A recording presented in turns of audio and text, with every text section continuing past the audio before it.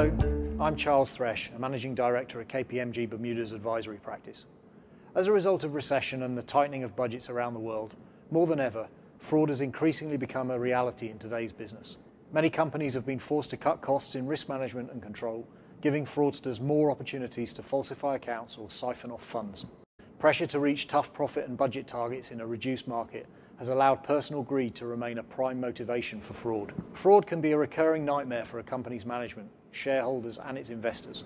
The 2011 KPMG forensic report, Who is a Typical Fraudster?, indicates that the value of fraud perpetrated by employees increased by 10% over the year of the survey. With this in mind, I want to highlight a few warning signs to look out for in your company to help you identify if a fraud might be in the process of being committed. Whilst not taking holidays initially appears an HR or well-being issue, it is worth considering that this could be an indicator that an employee does not wish to leave his or her work open to the scrutiny of colleagues in his or her absence. Career progression or work rotation is highly desirable for the majority, but if an employee refuses this on more than one occasion, it could be an indicator that something is going on under the radar. Management must take time to understand how their employees work with others in the department. If an employee insists on working in isolation, then this is not always appropriate and could be a warning sign.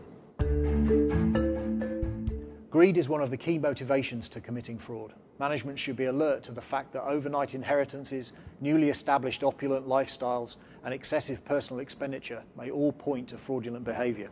The recent case of a former secretary who embezzled funds from a company to spend on private jets, luxury cars and sporting events is just one such example. Whilst this is a slightly contentious area, managers should be able to use their best judgment. There have been many cases of employees inventing illnesses as a mechanism to act as a buffer to challenge.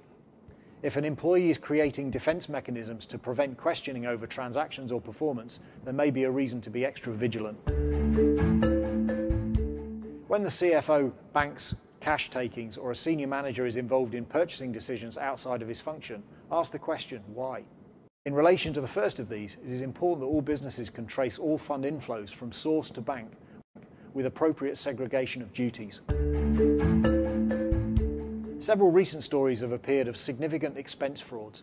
They are also a good indicator of an employee's honesty. Many fraudsters overstate their expenses in addition to their main crime.